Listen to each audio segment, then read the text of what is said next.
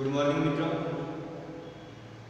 ટીવાય BCom sem 5 ની અંદર વેપારી કાયદા 1 માં આજે આપણે સ્વીકારની વાત કરીશું અને સ્વીકારના કેટલાક જે આવશ્યક તત્વો આપેલા છે તે અંગેની ચર્ચા કરીશું।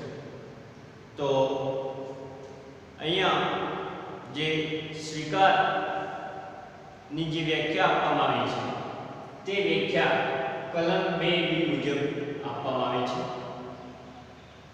હવે સ્વીકાર કોને કહેવાય તે અંગેની આપણે વાત કરીએ તો જે વ્યક્તિ સમક્ષ દરખાસ્ત રજૂ કરવામાં આવે તે વ્યક્તિ તે અંગે પોતાની અનુમતિ વ્યક્ત કરે ત્યારે દરખાસ્તનો સ્વીકાર થયો એમ કહેવાય છે।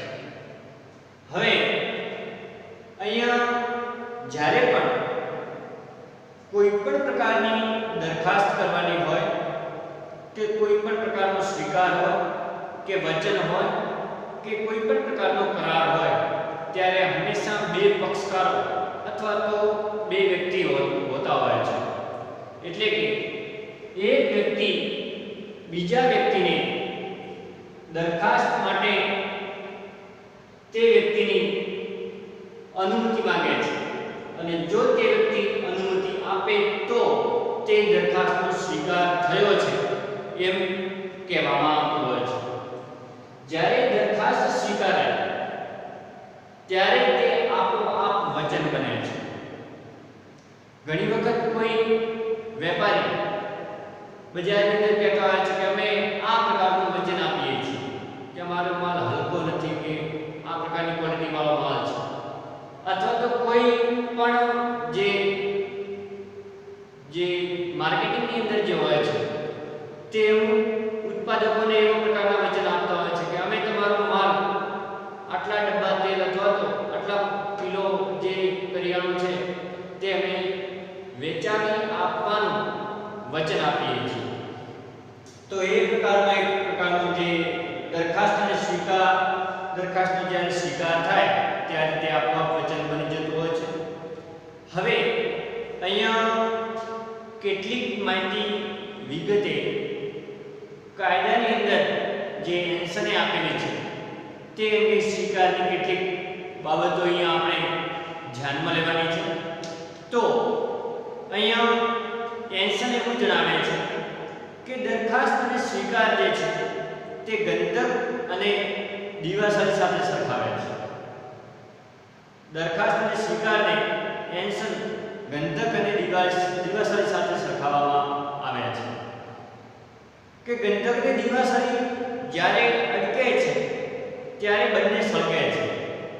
જ્યારે માચિસ સાથે દિવાસળી ટકરાવવામાં આવે છે ત્યારે તે સળગે છે। ત્યારબાદ બંનેમાંથી કોઈને મૂળ સ્વરૂપમાં લાવી શકાતા નથી। જ્યારે દિવાસળી સળગી જાય છે ત્યાર પછી તેને મૂળ સ્વરૂપની અંદર લાવી શકાતા નથી। પરંતુ જ્યાં સુધી ગંધકને દિવાસળી ન અડકે ત્યાં સુધી એના સ્વરૂપમાં કશો ફેરફાર થતો નથી।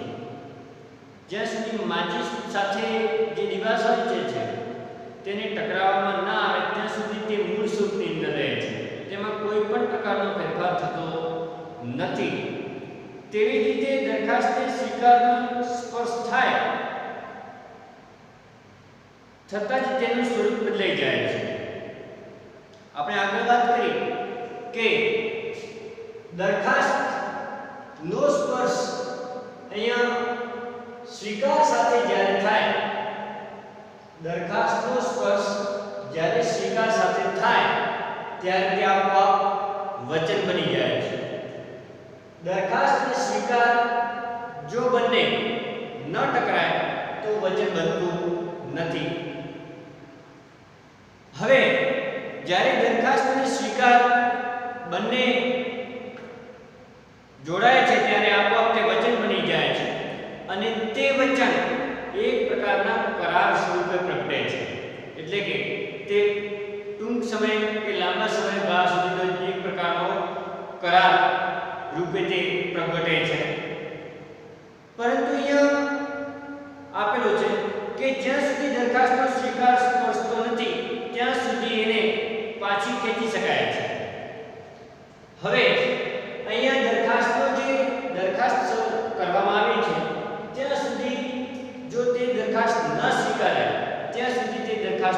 ખેંચી શકાય છે।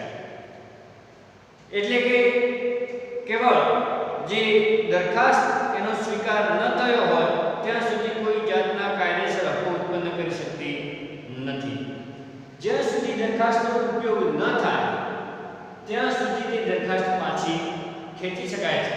દરખાસ્ત કોઈ વ્યક્તિ સમક્ષ જ્યારે કરવામાં આવી હોય અને તેનો ઉપયોગ ન થયો હોય ત્યાં સુધી તે દરખાસ્ત પાછી ખેંચી શકાય છે।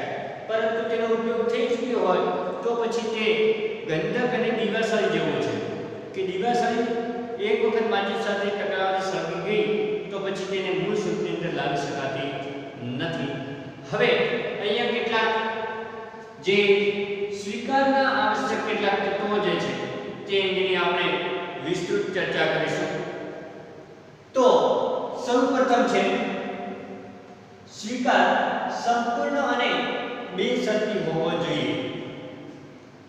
હવે આપણે આગળ વાત કરીએ સ્વીકારની, તો સ્વીકાર એ સંપૂર્ણ અને બિનશરતી હોવો જોઈએ। અહીંયા આપે છે કે દરખાસ્તને વચનમાં ફેરવવા એ જરૂરી છે। જ્યાં જે પણ પ્રકારની દરખાસ્ત કોઈ સમક્ષ કરવામાં આવે તો તેનો સ્વીકાર થાય અને તે વચન સુધી પહોંચે તે જરૂરી છે। અહીંયા જે પણ પ્રકારનો જે સ્વીકાર જે છે તે સંપૂર્ણ અને બિનશરતી હોવો જોઈએ। સ્વીકારની જે વાત કરવામાં આવી છે તો તે સ્વીકાર જે છે એ સંપૂર્ણ હોવો જોઈએ અને કોઈ પણ પ્રકારની શરતોને આધીન ન હોવો જોઈએ। અહીંયા સ્વીકાર એ સંપૂર્ણ કોઈ પણ પ્રકારના જે દરખાસ્ત કરવામાં આવી છે તો તેની જે વળતો જવાબ જે છે તે સામેના પક્ષે પૂરેપૂરો સચોટપૂર્વક આપવો જોઈએ। તેમાં કોઈ પણ પ્રકારના ગૂંચવાડા ઊભા ન થાય તે પ્રકારનો સ્વીકાર હોવો જોઈએ। ઘણી વખત જે પણ પ્રકારનો જે સ્વીકાર કરવામાં આવતો હોય છે એ સ્વીકારની અંદર શરૂઆતની અંદર મૂળ સ્થિતિમાં જ કોઈ પણ પ્રકારના ફેરફાર થઈ ચૂકેલા હોય છે તો એવા પ્રકારના ફેરફારો લાંબા સમયગાળા સુધી ન થાય તે અંગેની સાવચેતી રાખવી જોઈએ। અને ચોક્કસ રીતે કહી શકાય તો કે સ્વીકારની જે અમુક ઘણી વખત જે દરખાસ્ત કરવામાં આવી હોય છે એ દરખાસ્તની સામી દરખાસ્ત પણ કરતા હોય છે તો આવી દરખાસ્તની અંદર કોઈ પણ પ્રકારનો સ્વીકાર થઈ શકતો નથી।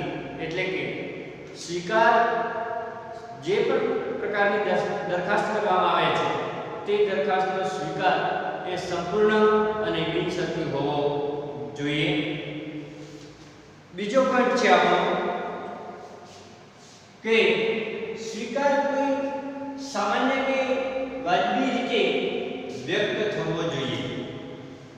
હવે અહીંયા સ્વીકાર જે છે આમ તો સ્વીકારને તે દરખાસ્તનો સ્વીકાર હંમેશ મુજબ કોઈ સામાન્ય રીતે કરવો જોઈએ।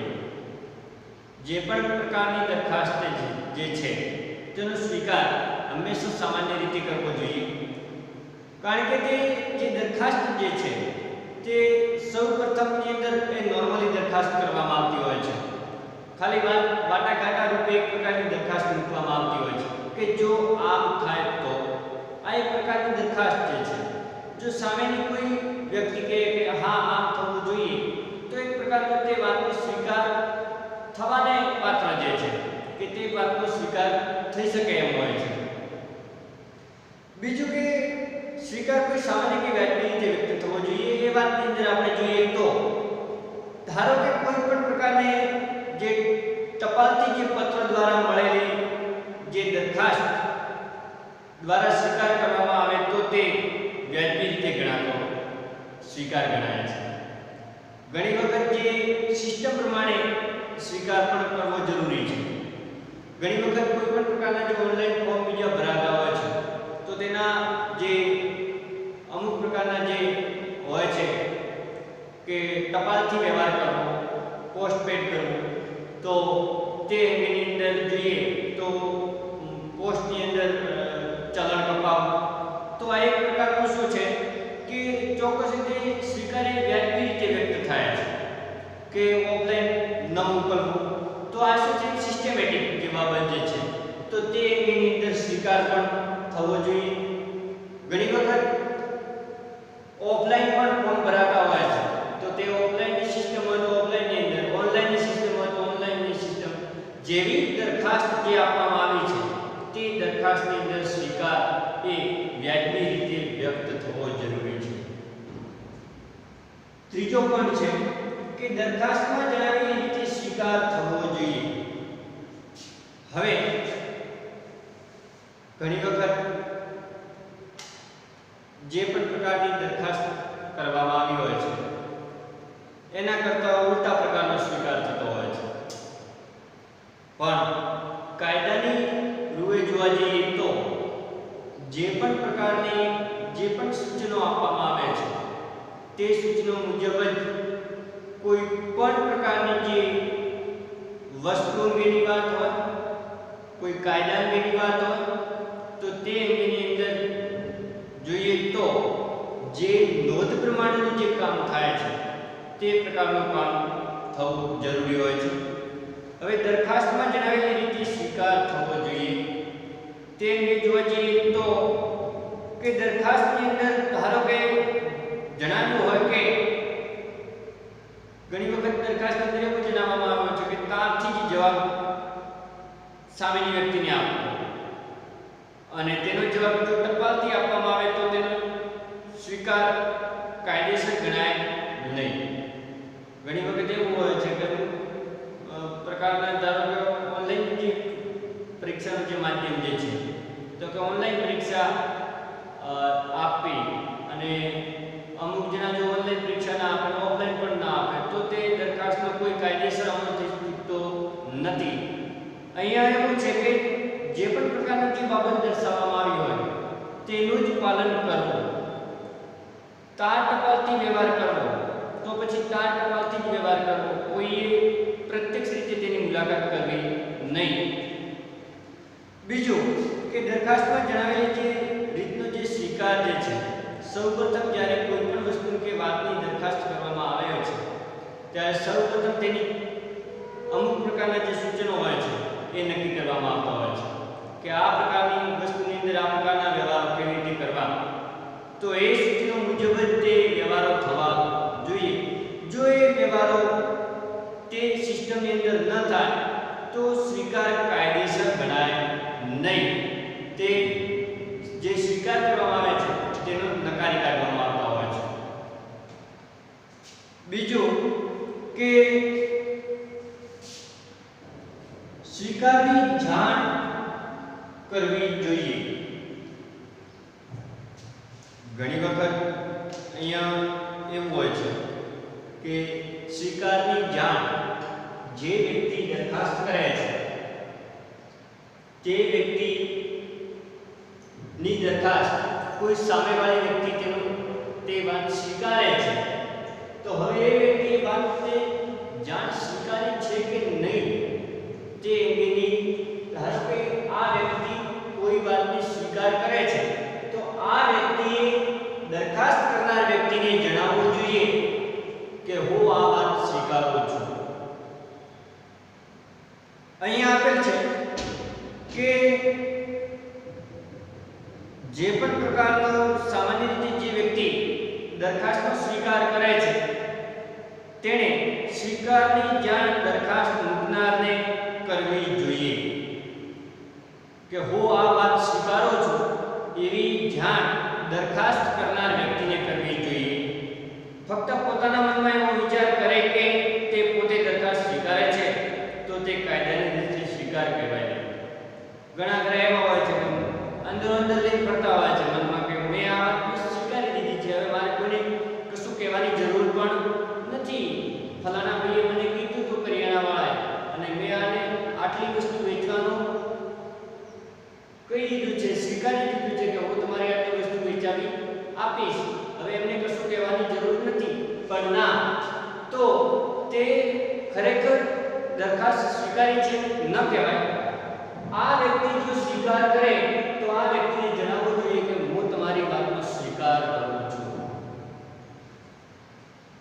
અહીંયા આપેલ છે કે દાખલા તરીકે બેંકની અંદર કોઈ પણ પ્રકારના જે અલગ અલગ પ્રકારના જે ઠરાવો કરવામાં આવતા હોય છે, તો તેમને બેંકમાં જે મેનેજર જે હોય છે તેમને પણ બેંકના ગ્રાહકોને અમુક પ્રકારના ઠરાવ અંગેની માહિતી આપવી પણ જરૂરી છે.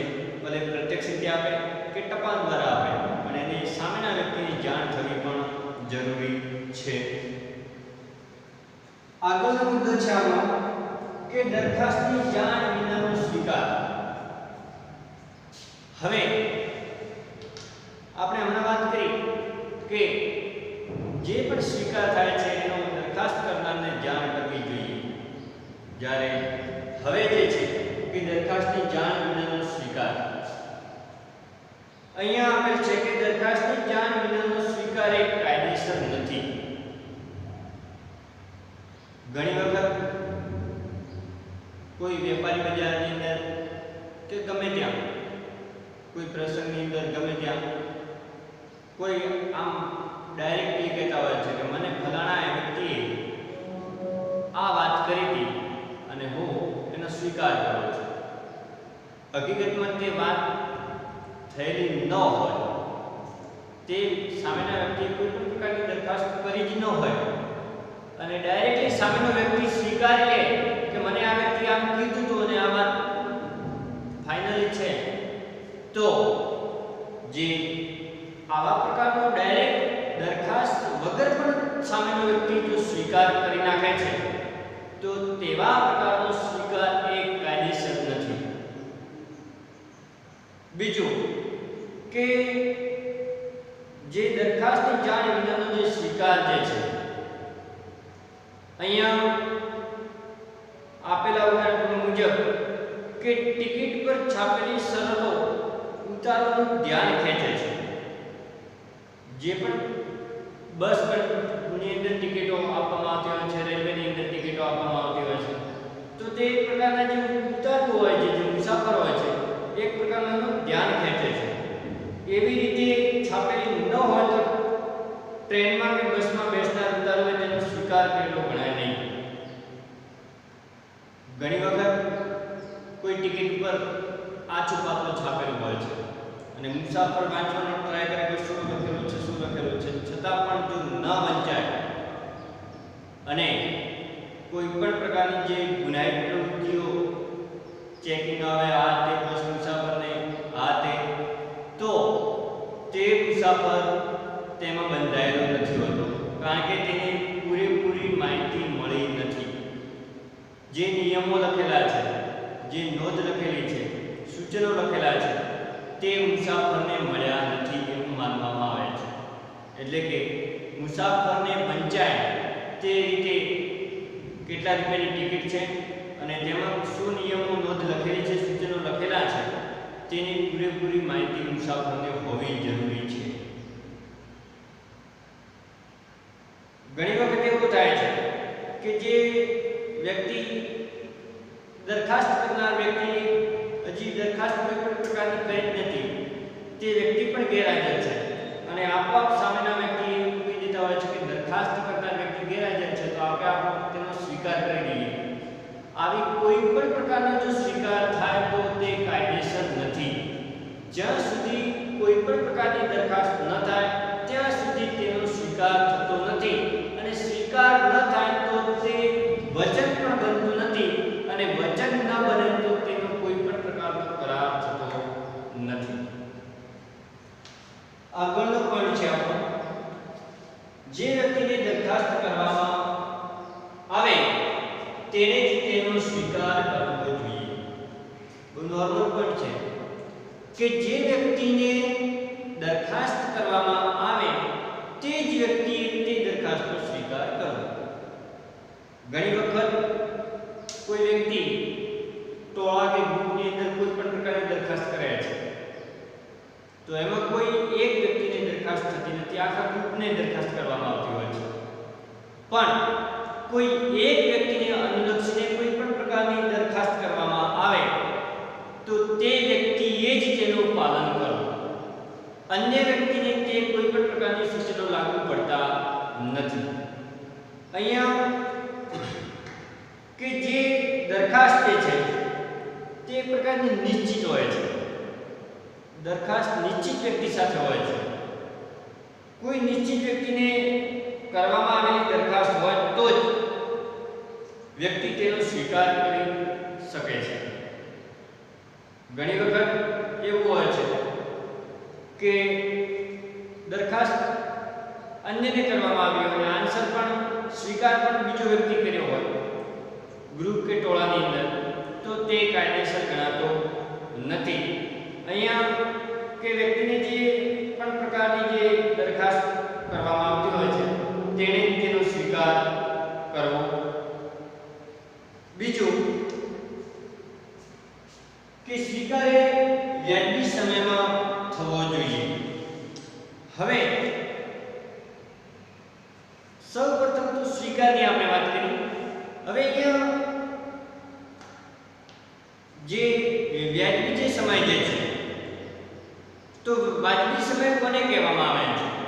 તો એ વાજબી સમય જે છે તેનો જે આધાર જે છે એ દરેક કેસના સંજોગો ઉપર હોય છે. આપણે સ્વીકારની વાત કરી અને જે વાજબી જે સમય જે છે, તો એ વાજબી જે સમય જે છે એ અલગ અલગ પ્રકારના કાયદાની અંદર જે કેસ હોય છે અને એ કેસનો સંજોગ કેવા પ્રકારનો જે છે એ કેસના સંજોગો ઉપર વાજબી સમય નક્કી કરવામાં આવતો હોય છે. હવે અહીંયા ધારો કે ઘણી વખત કોઈ પણ પ્રકારના કેસીસની અંદર દરખાસ્તનો સ્વીકાર વાજબી સમયમાં થવો જોઈએ.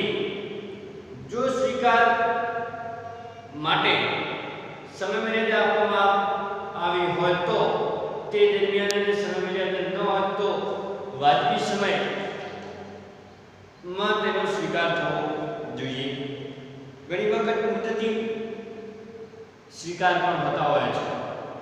જે કોઈ વ્યક્તિ દરખાસ્ત કરવામાં આવે તો સામેનો જે સ્વીકાર જે છે તે અમુક જે છૂટના દિવસો જે આપવામાં આવતા હોય છે, 10 દિવસ, 15 દિવસ, કે ભાઈ આ તારીખે ધારો કે કોઈ વસ્તુની લેતી અંદર ધારો કે દરખાસ્ત થઈ ચૂકી હોય કે ભાઈ તમારે આ તારીખે આ નાણાં પરત કરવાના છે અને જો નાણાં ન પરત થાય તો જે પ્રકારના જે સૂચનો હોય તે લાગુ પડશે. પણ છૂટના દિવસો 10 કે 15 દિવસો છૂટના આપવામાં આવે છે ત્યાં સુધી તમને કોઈ સૂચનો લાગુ પડશે નહીં. તો એ જે મુદત પૂરી થાય છે એના પછીના અમુક પ્રકારના છૂટના દિવસો પણ આપવામાં આવતા હોય છે અને પછી તેના પછીના જે સૂચનો હોય છે તે લાગુ કરવામાં આવતા હોય છે. બીજો પોઈન્ટ છે કે દરખાસ્તના અંત પહેલા, હવે દરખાસ્તના અંત પહેલા